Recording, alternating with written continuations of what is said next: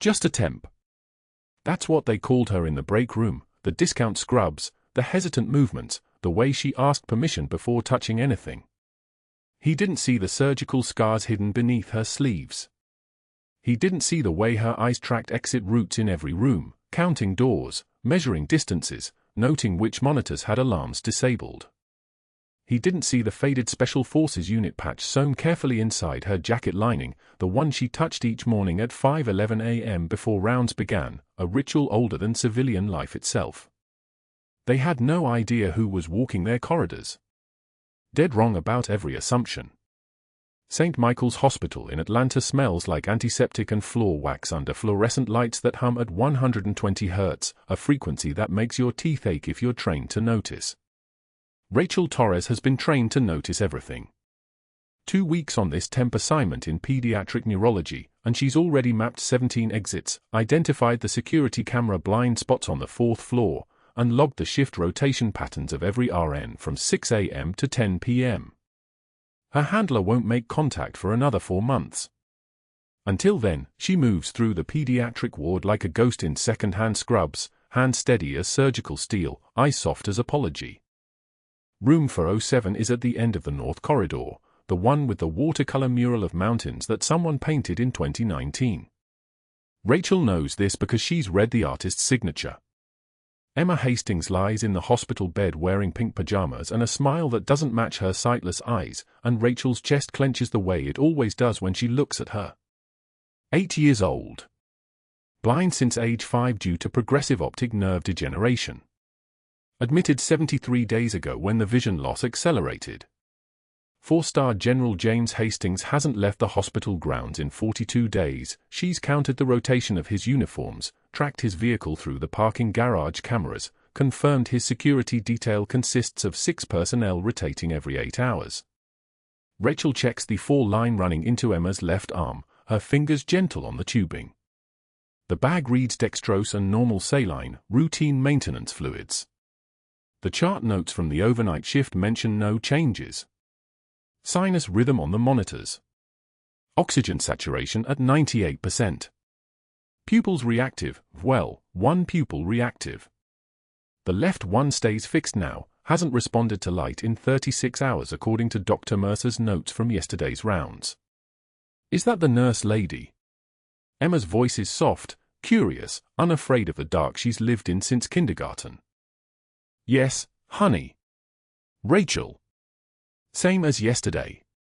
Rachel reaches down and lets Emma's hand find hers, small fingers wrapping around her wrist. How's your head feeling? My eyes feel weird. Emma's small voice carries the weight of a truth nobody's caught yet. Like something's pressing. Inside. Not like before. Rachel's breath doesn't change.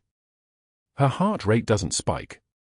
But her free hand, the one not holding Emma's, moves to the chart, her eye scanning the pupil size measurements from the past 72 hours. For millimeters. 5.2 millimeters. 6.1 millimeters. Progressive dilation. Fixed, unresponsive left pupil. No imaging study ordered since admission despite the patient presenting with acute neuro changes. No neurologist consultation. No mention of increased intracranial pressure. Pain is information. She learned this in Helmand Province, learned it in forward surgical tents where a patient's single word could mean the difference between recovery and catastrophic deterioration. Emma's 8-year-old description, pressure inside, is a symptom that causes Rachel's tactical mind to run through differential diagnoses like she's running combat scenarios. Intracranial mass. Hydrocephalus. Swelling from the original disease process. Basilar artery compression from progressive degeneration. Or something worse. Something they're not seeing. I'm going to tell your daddy you said that, okay? Rachel releases Emma's hand and walks to the window, her movements fluid, purposeful, concealing the precision of a woman who spent for years as a combat medic before the army discovered she had other skills worth hiding. Through the glass, she can see the waiting area where General Hastings sits in a leather chair that probably costs more than her annual salary, his posture the kind of perfect that comes from 30 years of rigid hierarchy, his jaw clenched tight enough to break teeth. The door to the pediatric wing opens at 7:14 a.m. The footsteps come before the man does, sharp, confident, the gait of someone who's never been told no in any meaningful way. White coat. Pressed shirt underneath in a shade of blue that costs $60. Stethoscope draped like a Medal of Honor. Dr. Marcus Mercer, Chief of Pediatric Ophthalmology, sweeps through the hallway like a man who owns it, and every junior resident trails behind him like he's the sun and they're all just trying to stay warm. He doesn't look at Rachel directly. The glance is peripheral, dismissive, the way you might acknowledge furniture in a room you're passing through. His eyes flick over her discount scrubs, the loose fit of the top, the way the fabric bunches slightly at her shoulders because the hospital supply closet doesn't stock size extra small for women with shoulders built for carrying wounded soldiers through mountain passes. His lip curves slightly upward, not a smile, something meaner than that, something that looks like recognizing a mistake that's been made but deciding it's beneath correction. Ms. He doesn't check her name. Doesn't ask. You'll need to step outside while we examine the patient. We've already discussed this protocol.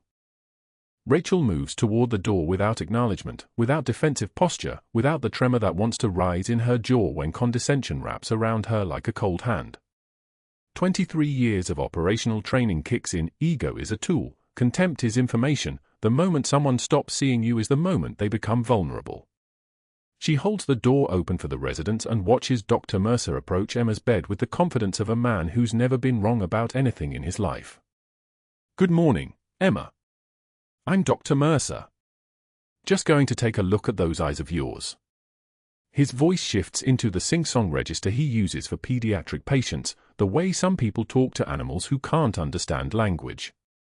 How are we feeling today? There's pressure in my head. Emma's words are perfectly clear, perfectly simple, perfectly ignored.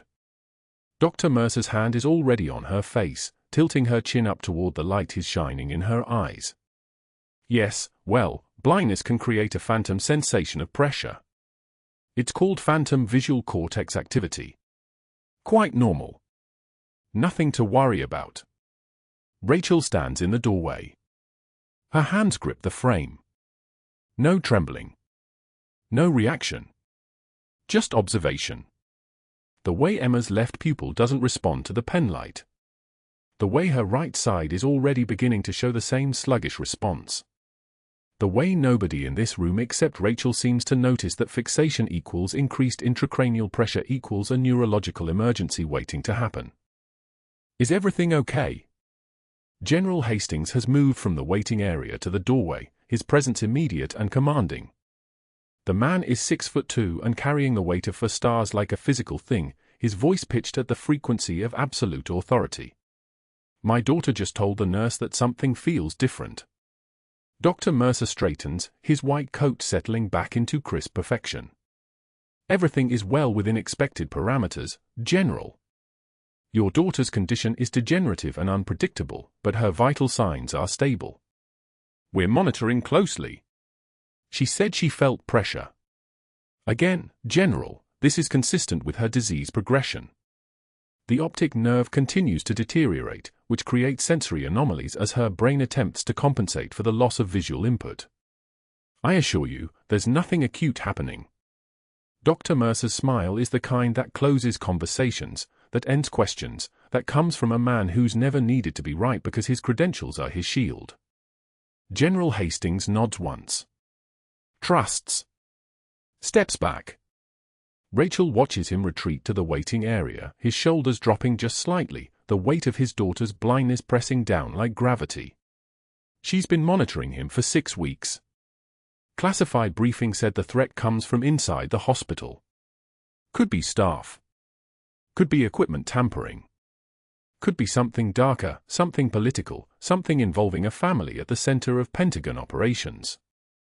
Stay close to the daughter. Identify threats. Report back when the handler makes contact.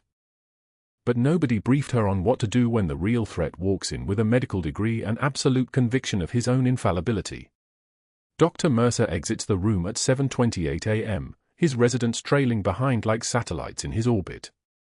He passes Rachel without eye contact, without acknowledgement, and she hears him speaking to the senior resident as they walk toward the nurse's station, that one's barely qualified for transport duty. Make sure she doesn't handle anything requiring actual clinical judgment. The hallway absorbs the words. The fluorescent lights hum. Emma's monitor beeps steady and reassuring and completely, dangerously wrong. Rachel touches the unit patch through her jacket lining, a habit from Helmand, a ritual from nights when the only thing between her and catastrophic failure was the training burned into her hands. She thinks about the briefing documents, the photographs, the intelligence about threats inside St. Michael's. She thinks about a little girl who can't see but can feel pressure building behind her eyes that no specialist in this hospital thinks is worth investigating. The next question isn't whether she trusts the system. It's whether she'll let Emma die while she's playing the role of a timid temp nurse who asks permission to exist. She knows the answer. She's always known it. Wednesday grand rounds at St. Michael's started like every other morning, with 14 staff members arranged in the pediatric ophthalmology conference room, the kind of sterile space where fluorescent lights hummed overhead like fluorescent gods. Dr. Mercer stood at the head of the table, Emma Hastings' chart in his hands, holding it up like contaminated evidence. Rachel stood in the back corner, arms crossed, waiting to present her updated nursing observations on the girl's deteriorating pupillary responses. This, Mercer announced, his voice carrying the particular contempt of a man accustomed to obedience, is what happens when we lower our standards. He held the chart higher, as though the papers themselves might transmit incompetence through proximity. Our temp here suggests we consult neurology for a straightforward ophthalmological case. Perhaps she should review her anatomy textbook before playing doctor. The room went quiet. Rachel felt the weight of 14 pairs of eyes pivot toward her in unison. One of the senior residents looked away, uncomfortable. Another resident's jaw tightened. The attending physician in the corner, a woman named Dr. Soto who had briefly nodded to Rachel in the hallway yesterday, closed her eyes as though absorbing a small disappointment. Rachel took one measured breath. Then another. She felt heat rising to her cheeks, that old familiar burn of public humiliation, but her spine stayed straight as a loaded rifle barrel. A single tear escaped her left eye. She wiped it without breaking eye contact with the wall behind Mercer, the gesture clean and deliberate, a soldier's economy of movement. Her voice, when she spoke, came steady as bedrock, with the kind of calm that comes from having already survived far worse. "I've documented unusual pupillary responses," she said quietly. "The left eye shows irregular dilation pattern. The right shows sluggish reaction to light. Those findings don't match simple retinal degradation. They suggest—" "You've documented your incompetence," Mercer cut her off, his voice slicing through her words like a scalpel. He set the chart down on the table and turned away, already moving on to the next case as though she had ceased to exist. Next. The meeting continued. Rachel remained standing in the back corner for another 23 minutes, her hands perfectly still, her face a controlled mask, while Mercer presented for more cases. Nobody looked at her again. When the meeting finally ended and the staff filed out, Dr. Soto passed her at the doorway and touched her arm briefly. Just barely. Just enough to say something without saying anything at all. 2 days later, at 1:27 p.m. on Friday, Rachel reached for coffee at the third-floor vending machine. The machine was the old kind, the kind that belonged in a 1990s hospital break room, with a mechanical arm that sometimes got stuck halfway through delivery. She was inserting quarters when she heard Mercer's voice behind her, sharp and deliberate, speaking to 3 residents who had gathered around him near the nurse's station. "The temp with delusions of competence should stick to emptying bedpans," he said loudly, as though making sure the entire floor could hear. She actually suggested the Hastings girl might have intracranial involvement. As if a nurse with 6 weeks' experience could possibly understand pediatric neurosurgery. Next she'll be recommending crystals and prayer circles. He laughed. The residents laughed with him, nervous laughter, the kind that follows a predator's feeding. Rachel turned slowly. She didn't rush. She didn't tremble. Her movements were measured, precise, the movements of someone who had learned long ago that speed comes from intention, not panic. She looked directly at Mercer, and her voice came steady as surgical steel. "I've seen this presentation before, Doctor." Her words landed like weights in still water. Helmand Province. Shrapnel fragments. Progressive optic nerve compression. Young patient. Similar pupillary response pattern. Similar deterioration timeline. Mercer's face reddens. Not gradually. All at once. The blood rose from his neck to his cheeks like someone had flipped a switch. His jaw clenched. His hands formed into fists at his sides. "I'll call security," he said, his voice low and dangerous, "if you continue this fantasy." He didn't wait for her response. He turned and deliberately bumped her shoulder as he passed, hard enough to make her take a half step back, hard enough that everyone within 10 feet saw exactly what he had done. The resident scattered. The coffee machine beeped. Rachel reached down and retrieved her coffee cup, the plastic warm against her palm. That afternoon, Rachel heard him at the nurse's station, telling the charge nurse that he was documenting every interaction with the delusional temp, that he couldn't trust her with medication distribution, that he was building a case. His voice carried down the hallway like a threat delivered on repeat. Rachel was checking Emma's evening vitals when she overheard it through the open doorway. She didn't react. She simply finished documenting the girl's eye dilation measurements, her hand steady, her handwriting precise as a surgeon's. Later, alone in the break room at 6:15 p.m., Rachel sat with cold coffee and her thoughts. She reached inside her jacket lining and felt for the faded unit patch, the one sewn so carefully into the fabric that no one would ever find it unless they were looking. Her fingers found the embroidered edges, worn soft from years of being touched in moments like this. She had seen tougher men than Mercer before. She had watched them fall. But none of them had Emma Hastings' life in their hands. The next 27 hours passed in a strange compression of time. Rachel worked Wednesday night and Thursday morning, watching Emma's deterioration accelerate like a countdown clock nobody else could hear. The girl's energy was fading. Her headaches were worse. She had vomited twice in the early morning hours. Rachel documented everything with clinical precision and a growing sense of dread that felt like pressure building behind her own eyes. At 2:11 a.m. on Thursday night, Emma Hastings' monitor screamed. Rachel was 2 floors away, restocking the medication cart on the pediatric wing, when the alarm cut through the hospital's nighttime quiet like an air raid siren. She didn't hesitate. She didn't call for backup. She simply moved, covering the distance from the med room to room 407 in 9 seconds, her feet barely touching the ground. Emma was seizing. Her small body rigid as stone. Her pupils blown wide, the size of dinner plates, unresponsive to light. The girl's oxygen saturation was crashing. It read 58% on the monitor, then 54%, then the numbers stopped meaning anything because they were falling too fast to track. "Code blue, room 407, Rachel called out, her voice cutting through the background noise of the hospital with the kind of authority that made nurses respond instantly. She was already moving, establishing the airway, calling for the intubation setup, positioning Emma's head with the kind of gentle precision that comes from having done this before in places where mistakes meant body bags. Dr. Alan Chen, the surgical resident rotating through from another hospital, arrived 20 seconds later.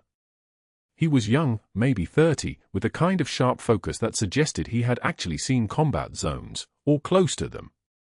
He helped with the intubation without being asked, his hands moving to assist Rachel with a kind of automatic coordination that suggested they had worked together before, even though this was their first code together. As Rachel prepared the fall line, securing it with a specific closure technique, the kind taught in forward surgical teams, the kind designed to work in field conditions with minimal supplies, Chen froze mid-compression. He watched her hands. His eyes widened. He whispered, "That's a forward surgical team closure technique on that fall line. Who trained you?" Rachel met his gaze for 3 seconds of suspended time. The monitor alarms wailed between them. The ventilator hissed with each forced breath into Emma's lungs. 3 seconds where recognition was dawning slowly across Chen's features, where he was beginning to understand that something about this temp nurse did not add up. I've had diverse training, Rachel said quietly, then refocused entirely on Emma, her hands moving to adjust the girl's oxygen delivery. The moment passed, but Chen kept glancing at her throughout the next 15 minutes, pieces clicking into place behind his eyes in slow motion. Emma's vitals stabilized temporarily. Her oxygen saturation climbed back to acceptable ranges. Her heart rate descended from the dangerous territories. By 3:12 a.m., the crisis had transitioned from life or death to critical but holding. That was when Rachel reviewed the CT scans from earlier in the week. She sat alone in the imaging room, staring at the digital displays, and saw what everyone had missed. A subtle density change in the subdural space. A small shadow that could easily be dismissed as an artifact, unless you had been trained to recognize exactly what edema looked like when it was being caused by something solid pressing against the brain from the outside. A foreign body. Small. Metallic. Creating progressive compression against Emma's optic nerve and beginning to affect deeper structures. The same pattern Rachel had seen before, in a field hospital in Helmand Province, in a girl who had been struck by shrapnel during a convoy ambush. She documented her findings with clinical precision. She requested an immediate CT with contrast, the kind of imaging that would show exactly what was being compressed and how much time they had left. She paged Mercer at 4:33 a.m. He arrived 20 minutes later, still in jeans and a wrinkled shirt, his hair disheveled, his presence immediately filling the hallway with resentment. Rachel showed him the images. She explained her clinical reasoning. She used medical terminology with absolute precision, the language of someone trained at the highest levels of field medicine. Mercer didn't even look at the scans. He dismissed her concerns without reviewing the images and ordered continued observation only. "Stop wasting radiology's time with your combat fantasies," he snapped. Then he left. Rachel stood alone in the hallway outside Emma's room, and for the first time in 3 days, her hands finally shook. Just slightly. Just enough that she had to press them against her sides to steady herself. She knew Emma had hours. Maybe less. She knew what was happening in that child's skull. And she knew that in the institutional architecture of a hospital, she was less than nothing, a temp with combat stories that nobody believed, standing in the way of a man who had already decided she was worth destroying. Somewhere in the building, a siren wailed. Then another. Somewhere in the building, a siren wailed. Then another. Rachel heard them from the break room, where she'd been staring at a cup of coffee she hadn't touched in 37 minutes. The sounds meant nothing. Code blues happened every shift. But her hands knew better. Her hands were already moving toward the door before her conscious mind caught up. Friday morning at St. Michael's moved like a living thing, nurses flowing between rooms, monitors chirping their constant minor key warnings, the ventilators wheeze-breathing for patients who couldn't breathe themselves. The corridors smelled like antiseptic and something underneath it, something organic and failing. Rachel knew that smell. She'd smelled it in field hospitals in Helmand Province, in the aftermath of IEDs, when bodies were deteriorating faster than medicine could repair them. Emma Hastings' room was on the 3rd floor, pediatric wing. Rachel took the stairs instead of the elevator, faster, and it gave her 45 seconds to think. She'd been reassigned. Dr. Mercer had made that official at 2,200 hours last night, sliding a memo across the charge nurse's desk with the precision of someone filing paperwork and simultaneously filing a termination notice. General Hastings remained deployed overseas, unreachable for another 16 hours, his daughter unraveling in a hospital bed while he commanded operations 3 continents away. Emma's mother, Catherine Hastings, had been keeping vigil since Wednesday evening. Rachel had watched her from the hallway, a woman built of military discipline and deteriorating hope, holding her daughter's limp hand like it was the only thing keeping the girl tethered to the living. The sirens came from pediatric neurology. Rachel's chest tightened. She pushed through the stairwell door and moved down the corridor. Her badge was still valid. Nobody stopped her. The institutional world moved on inertia. If you walked with purpose and didn't break stride, people assumed you belonged. She'd learned that lesson 6 years ago with the 3rd Battalion, 5th Marines, in Sanjin Valley. Walk like you own the ground. The ground starts to believe you. Emma's room was at the end of the east wing. The door was open. Catherine Hastings stood against the far wall, her knuckles white against the metal railing. The monitors told the story in beeping syllables, O2 saturation dropping, heart rate climbing in small panicked increments, 86, 89, 92, her daughter's body in revolt. Emma lay motionless, her small frame barely making an indent in the hospital sheets. Blind for 8 years, and now something else was happening, something that made the machines around her scream warnings that everyone was choosing to ignore. Dr. Mercer stood at the bedside with Dr. Patterson from neurology. They were reviewing a tablet, and Rachel caught the shape of Emma's latest MRI results before Mercer tilted the screen away. His jaw was tight. Patterson's voice came out in measured syllables, no acute findings. The imaging is clear. Continued observation. Exactly, Mercer said. He didn't look at Catherine. Her blindness is functional. This current presentation is postictal disorientation from the seizure. The neurological markers will stabilize. The body needs time. But Emma's body was running out of time. Rachel could read it in the monitor displays, in the slow creep of hypoxia, in the way the child's breathing had become shallow and hesitant. Something was compressing the brainstem. Not inflammation. Not a simple seizure after effect. Rachel had watched a field medic in Kandahar miss exactly this presentation once, in a young translator with shrapnel fragmentation. By the time they realized the pressure was building inside the skull, the kid's pupils had already fixed. They'd used a combat knife, a last resort decompression when proper equipment wasn't available, and the alternative was watching a 17-year-old die. The memory lived in her hand sometimes, in the muscle memory of a technique she'd sworn never to use again. Rachel stepped into the room. Her pupils are dilating asymmetrically. Mercer's head snapped toward her. His face moved through surprise to contempt in the space of a breath. You're not assigned to this patient. Look at her pupils, doctor. I looked at her imaging. There are no acute findings. You're dismissed. Catherine moved forward. Is something wrong? Her voice came out brittle, held together by routine and faith and the desperate hope that someone, anyone, would tell her the truth. Dr. Mercer said she just needs time. She just needs rest. Rachel didn't look away from Mercer. Call neurosurgery. Right now. Based on what clinical evidence? Mercer's voice took on the edge of someone who'd won so many battles of authority that he'd stopped fighting fair. Your nursing intuition? Your vast 8 weeks of experience. He turned to Patterson. This is exactly what I was concerned about. Scope of practice creep. Encouraging families to question legitimate medical decisions. Back to Rachel, you need to leave this room. Now. Before I have security. She's going to seize again, Rachel said. Her voice came out flat, steady, stripped down to information. And the next seizure will be a status event. Her brainstem's being compressed. The pressure's building. Every SCNU order that doesn't show an acute bleed is just buying time until she codes. Catherine's hand went to her mouth. Patterson shifted his weight, there was doubt in the gesture, a doctor suddenly unsure if he'd missed something.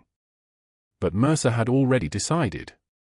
He stepped between Rachel and the bed, and his presence created a barrier that was somehow both physical and institutional. You didn't challenge Dr. Mercer at St. Michael's. You didn't suggest to a chief of pediatric ophthalmology that he'd missed a diagnosis. The hospital moved according to his gravity, and everyone else was just dust in the orbit. Security, he said, not taking his eyes off Rachel. Code green in pediatric neurology, room 347. The response time was under 3 minutes. 2 officers in hospital security uniforms, moving with the casual authority of people who did this every week. Rachel raised her hands and walked toward them. She didn't resist. Resistance meant paperwork for them, legal liability for her, and Emma would die while hospital administrators filled out incident reports. Catherine Hastings' voice followed her into the hallway. Wait. Please. If you think something's wrong, if there's something else we should do. but the security officers were already escorting Rachel away. The door swung shut.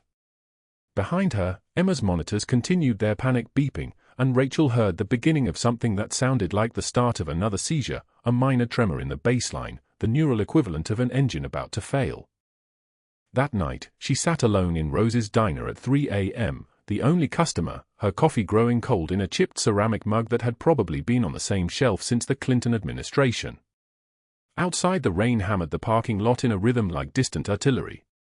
The fluorescent lights overhead buzzed with the kind of sound that made you want to press your fingers against your temples. She stared at her reflection in the dark window and barely recognized the woman looking back, hollow-eyed, uniform still wrinkled from the hospital, hands folded on the Formica counter like they belonged to someone else entirely. Her phone sat on the table. Silent. Her handler knew better than to make contact during an active mission. The protocols were absolute: no calls, no texts, no digital footprint that could connect her to anyone outside the hospital. She was alone by design, isolated by necessity, caught between the operation and something that looked increasingly like a child dying while everyone around her made bureaucratic decisions. She'd seen this before. Not in Atlanta. In Helmand Province, where a 7-year-old girl had come through the forward surgical team with shrapnel fragmentation in her brainstem. The military medics had called it inoperable, too dangerous, too high a chance of catastrophic failure. The girl's mother had held her hand the same way Catherine Hastings held Emma's hand. Sometimes the hardest decision wasn't whether to fight. Sometimes it was deciding whether fighting was worth the cost of losing everything else. Rachel traced the edge of the unit patch through her jacket lining, thin fabric, worn soft from 9 months of touching it when she thought nobody was looking. The patch held her mission, her identity, the reason she'd walked into St. Michael's pretending to be someone she wasn't. General Hastings needed her to watch his daughter from inside the system. General Hastings needed her to find the threat that had manifested somewhere in this hospital's walls. But General Hastings was 3 continents away, and his daughter was running out of hours. The rain kept hammering. Rachel closed her eyes and let the sound become something else: rotor wash, the mechanical thunder of a Black Hawk coming in hot, the sound of extraction. The sound of leaving. But extraction wasn't possible. Not until the mission was complete. And the mission couldn't be complete while Emma Hastings lay in a hospital bed, dying while doctors made decisions that felt suspiciously like they'd been made in advance, locked behind Dr. Mercer's certainty and the institutional weight of his authority. She picked up her phone. Didn't call anyone. Just held it, cold and dark and silent in her palm, waiting for something that might never come. The diner clock said 3:51 a.m. Emma had seizures at 2:13 a.m. Rachel had watched them escalate over 72 hours, minor events becoming major events, becoming the kind of events that killed children. Outside, the rain fell like judgment. Rachel sat alone, drinking coffee she didn't taste, and calculated the cost of every decision still left to make. The cardiac monitor's scream at 2:16 a.m. Thursday sounded like nothing else in the world. Rachel heard it from the break room, 3 floors down, through concrete and steel, and somehow she heard it. Emma's alarm. Not a code. Not yet. The telemetry tech called it out: pediatric ICU, bed 4. Seizure activity. Rachel was moving before the announcement finished, coffee cup abandoned, muscle memory overriding protocol. Her boots hit the stairwell and she climbed without thinking. The seizure had started small. She knew because she'd spent 18 hours watching Emma's vitals from the nurse's station after being removed from direct care, tracking the girl's declining oxygen saturation like a hunter reading tracks in mud. 74%. Then 71. The gradual slide that meant pressure. Always pressure. Always time running out. She reached the 4th floor at 2:49 a.m. and the ward was controlled chaos, nurses moving with purpose, Dr. Patterson standing at Emma's bedside looking like a man who'd forgotten how to breathe. Emma's small body was rigid, back arched, every muscle locked in tetanic contraction. Her pupils were blown. Unequal. The left one the size of a pinhead, the right fully dilated. Brainstem herniation. The pressure inside her skull had crossed the line from dangerous to catastrophic. Rachel moved to the bedside. No one stopped her. Maybe they didn't see her. Maybe they did and didn't care. Dr. Patterson's eyes flicked toward her, then away. Fear. She'd learned to read that. Emergent decompression, Rachel said. Burr hole procedure. Now. We're calling neurosurgery, Patterson stammered. The ambulance to Emory. She won't survive transport. Rachel's voice came out flat as concrete. 6 to 8 minutes at this pressure level before brainstem death. Herniation's already started. You see those pupils? That's stage 4. We have minutes. The room went dead silent. The ventilator wheezed its mechanical rhythm beneath the monitor's screaming. Patterson's hands trembled. Behind him, the night charge nurse, Melissa, Rachel had learned her name in passing, watched with eyes that understood. I need a bone saw from orthopedics, Rachel said. Right now. And someone bring me a sterile field set up for bedside procedures. And a 18-gauge needle for aspiration. Melissa moved. She didn't ask questions. She just nodded and was gone, her footsteps rapid down the corridor. The other nurses exchanged glances, the look of people watching someone step off a cliff with their eyes open. Patterson made a sound like he wanted to object. Rachel didn't wait. She moved to Emma's left temporal region, her hand steadier than her heartbeat, and her mind was suddenly somewhere else entirely. Forward Surgical Team, Helmand Province, 2011. 12 casualties incoming, 1 helicopter on station, the smell of diesel and dust and blood mixing with the sharp copper taste of adrenaline. She'd done this before. Not on children. But she'd done it. Pressure was pressure. Bone was bone. The mathematics of survival didn't change with age. The tray arrived. Sterile gloves snapped over her hands like she was pulling on a second skin. Local anesthetic, lidocaine, 1%, 10 milligrams, infiltrated around the temporal region, the needle sliding in with the kind of precision that came from doing it 1,000 times. Emma didn't feel it. The seizure had paralyzed everything but her heart's desperate attempt to keep her alive. At 4:12 a.m., Rachel positioned the bone saw. It was a surgical oscillating saw meant for orthopedic reconstruction, and in her hands it became something else entirely. The blade was diamond-tipped, humming at a pitch that made the fluorescent lights above seem to vibrate in sympathy. She placed it against Emma's temporal bone, aligned it with a landmark she'd memorized in anatomy texts and combat medicine refreshers, and pressed down. The sound changed. Bone dust rose like smoke. The pressure released so suddenly that for a moment Rachel thought she'd breached directly into the subarachnoid space, and then the metallic glint caught the light. A fragment. Tiny. Silver. The size of a grain of rice. She'd been right. The imaging had missed it. A shrapnel fragment from the fall that had caused Emma's initial blindness 6 months ago, small enough to be invisible on CT, positioned precisely where it could migrate into the epidural space and compress the optic nerve pathway and the brainstem simultaneously. Millimeter by millimeter, as Emma healed, as her brain swelled from the microscopic inflammation, the fragment had traveled. Pressure had built. And now there it was, the architect of a child's collapse, visible only because Rachel had understood what no one else was seeing. She aspirated the cerebrospinal fluid that had accumulated beneath the bone flap. Clear. The color meant no active bleed, just catastrophic pressure. Emma's oxygen saturation climbed. 75. 80. 86. The pupils began to react.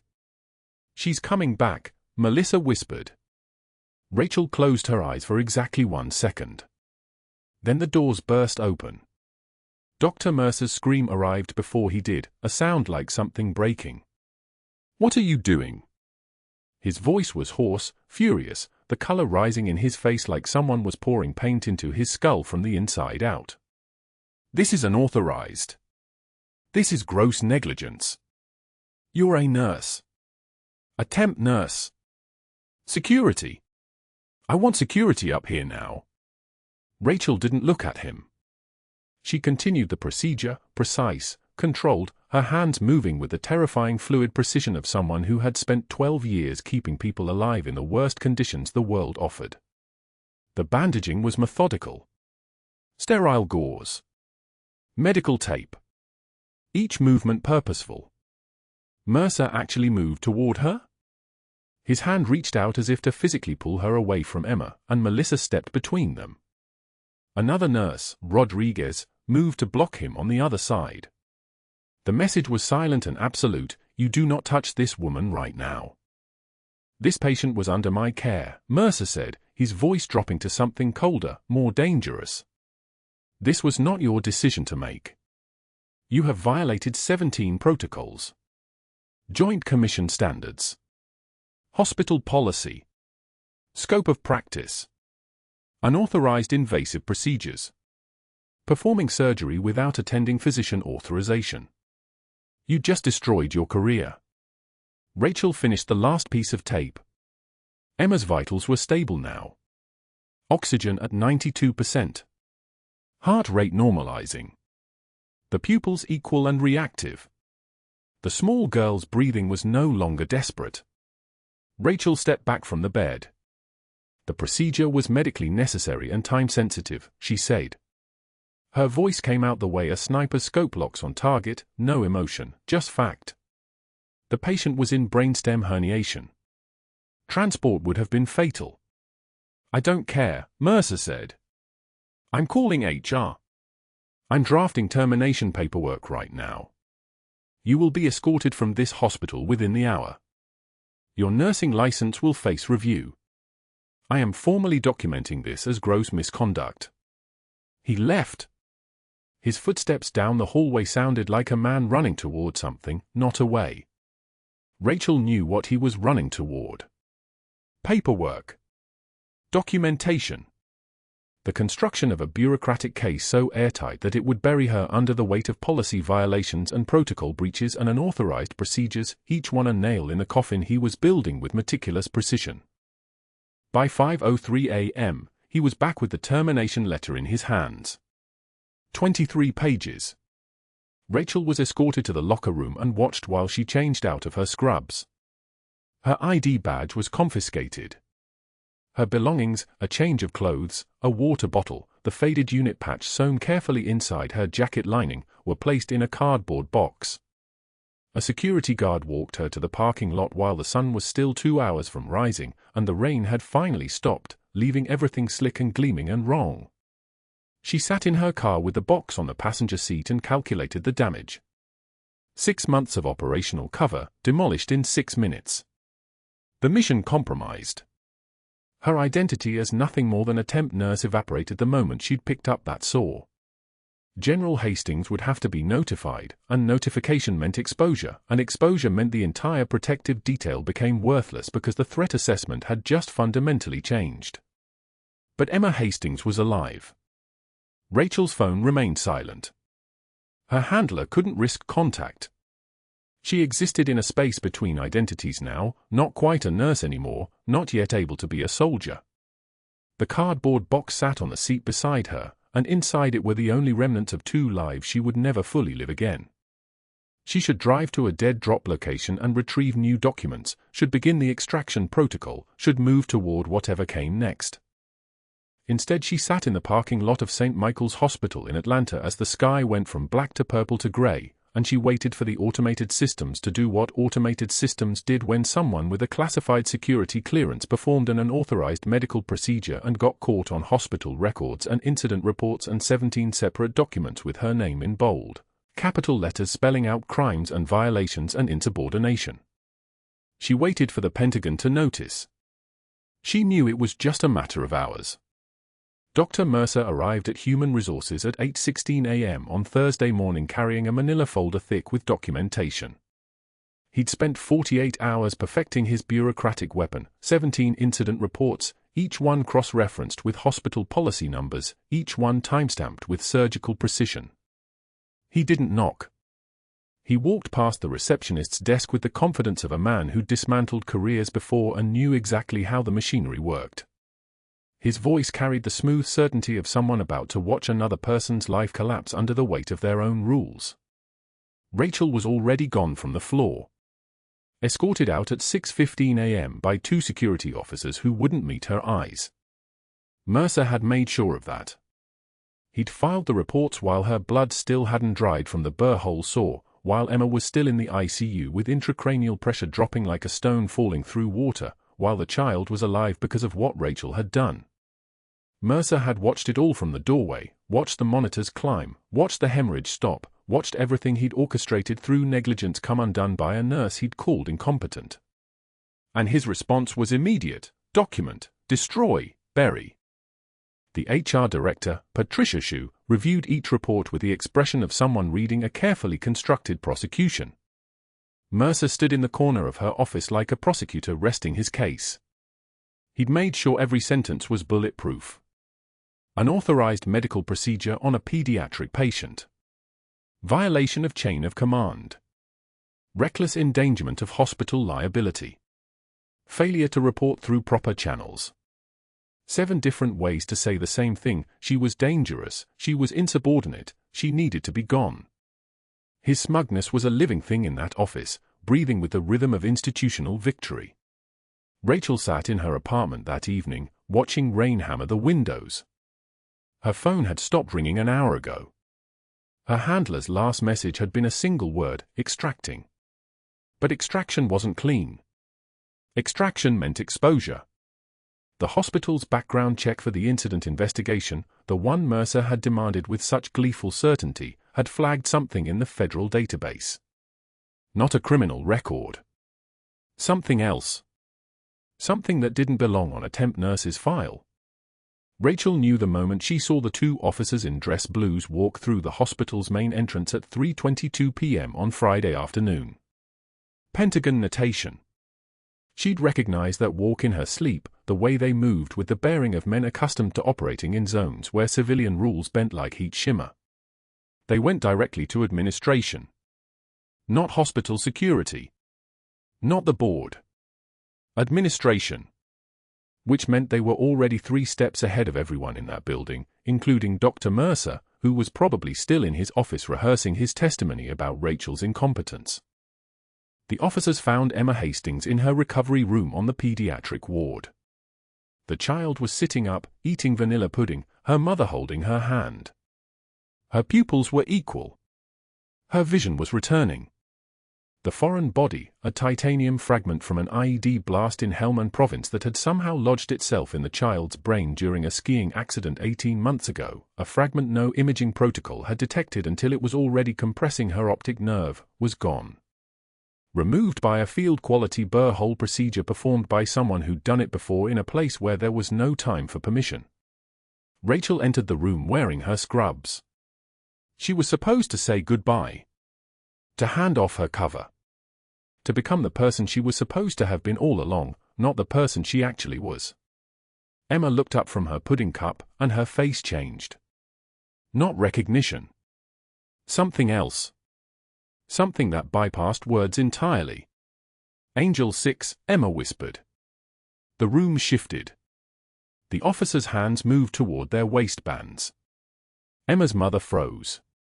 Rachel stood motionless, her composure like tempered steel, her face revealing nothing even as the call sign, her call sign, the one given to her by the 160th SAW pilots during her 3rd tour when she'd coordinated casualty extraction under fire, hung in the air like a grenade with the pin already out. You know. Emma's voice was small but certain. You talk different when you think I'm asleep. You say things in another language. I know what Angel 6 means. You saved me. You said you would come back and you did. Rachel took one measured breath. She didn't look at the officers. I promised I would. The Marine lieutenant stepped forward, his voice carrying the weight of official documentation. Captain Rachel Torres, United States Special Forces Command. This citation recognizes extraordinary heroism during combat operations in Helmand Province, 3 separate instances of, he paused, reading from the formal document. Personnel recovery under sustained enemy fire, coordinate navigation for emergency medical extraction, and field surgical intervention that. This is absurd, Mercer's voice cut through like a scalpel. He'd followed the officers upstairs. His face was reddening, his documentation already in his hands, his smugness transforming into something rawer. I have 17 incident reports proving she's just a temp nurse with delusions of. The general arrived in full dress uniform at 3:58 p.m. For stars on his shoulders. Service medals that caught the fluorescent lights like they were made of fire. He walked into his daughter's recovery room and his eyes, the same grey as Emma's, found Rachel immediately. He rendered a crisp military salute, his hand moving with the precision of muscle memory older than decades. His eyes locked on the unit patch she wore on her jacket lining, the one Emma had somehow sensed through layers of cotton and time. "Captain Torres has been operating under my direct orders," General Hastings said. His voice was quiet, but it silenced the room the way a helicopter rotor silences conversation. "My daughter's condition was classified. The threat to her security was assessed as genuine. Captain Torres was assigned to this detail by my request to JSOC Command." "You want to file incident reports, Dr. Mercer?" "File them. They'll be reviewed by the Judge Advocate General's office. I have documentation of every briefing, every objective, every authorization. The Pentagon investigation took 4 days. JAG officers and a medical review team from Walter Reed moved through St. Michael's with the efficiency of personnel who were accustomed to dismantling incompetence when it intersected with patient harm. They examined Mercer's case files. All of them. Emma Hastings wasn't an anomaly. She was part of a pattern that had been developing for 3 years, like an infection in a wound that wouldn't close properly. 8 documented requests for advanced imaging on Emma Hastings, all denied by Mercer personally. Pediatric cases kept under his care far longer than clinical necessity suggested, the billing record showing extended consultations that yielded no diagnostic progress. 17 young patients total, reimbursement maximized while diagnostics were deliberately delayed. The metallic fragment in Emma's brain should have been detected in week 2 with proper imaging protocols. Mercer had denied those requests himself, had noted them in the chart as unnecessary expense for presumed functional vision loss. The billing pattern was meticulous. It was also federal fraud. The clinical pattern was damaging. It was also malpractice. The documentation trail that Mercer had so carefully constructed against Rachel, every incident report, every notation of her reckless endangerment, every timestamp marking her violation of protocol, became the prosecution's timeline instead. His own weapon turned inward with surgical precision. Dr. Mercer was summoned before the hospital board on Friday afternoon. His medical license was suspended pending state review. St. Michael's terminated his contract immediately to avoid corporate liability. The system that had protected him for so long, the one he'd weaponized with such expertise, folded like cheap origami once someone with actual authority decided to pull the thread. Rachel stood in the parking lot on that Friday evening, watching it all collapse. She didn't feel satisfaction. She didn't feel triumph. She felt the exhaustion of someone who'd been running on adrenaline and purpose for 6 months and suddenly neither one was necessary anymore. Dr. Chen found her by her car. The radiologist. The one who'd stayed quiet during Mercer's reign, who'd filled out the imaging request forms but never pushed back. He extended his hand to her, and his voice carried the weight of recognition. "I served with the 75th Rangers in Kandahar," he said quietly. "I should have spoken up sooner. What you did for that little girl." Rachel returned his salute instead of shaking his hand. Military courtesy superseded civilian protocol when the moment demanded it. 6 months later, Rachel returned to St. Michael's in civilian clothes. Her service was complete. Her mission was debriefed and classified and filed away in rooms where civilians weren't permitted. She walked through the pediatric ward, and the new nurses smiled at her without recognizing anything beneath the surface. They had no way of knowing who they were looking at. That was how it worked. That was how it always worked. Emma Hastings had a follow-up appointment at the ophthalmology clinic that day. Rachel arrived at the waiting room and saw her through the glass partition. The child was reading a chapter book, her eyes moving across the page with the fluid certainty of someone who'd recovered what she thought was lost forever. General Hastings sat beside his daughter, his hand resting proudly on her shoulder, his dress uniform replaced with civilian clothes but his bearing unchanged. Some things transcended wardrobe. Through another window, Rachel saw Dr. Mercer in the parking lot below. He was loading boxes into a medical supply van. His physician's license was revoked. His career was reduced to inventory management and equipment delivery.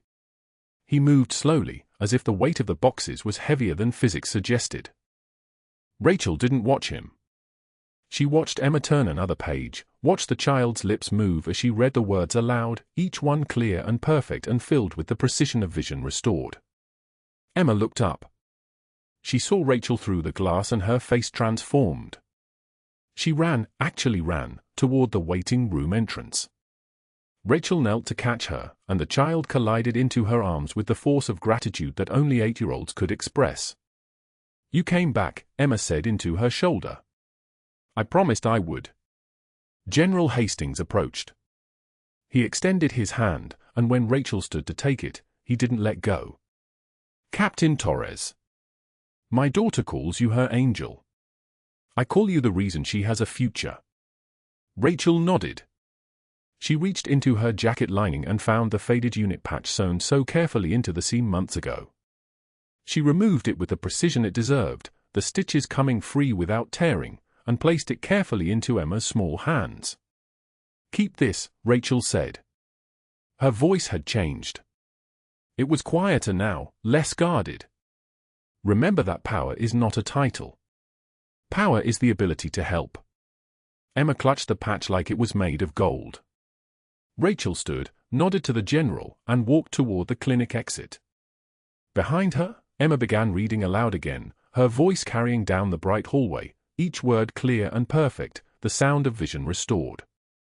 Hit that like button if you appreciate the nurses and healthcare workers in your life. Drop a comment if you've ever worked in medicine or know someone who has. Subscribe and let's see what happens next.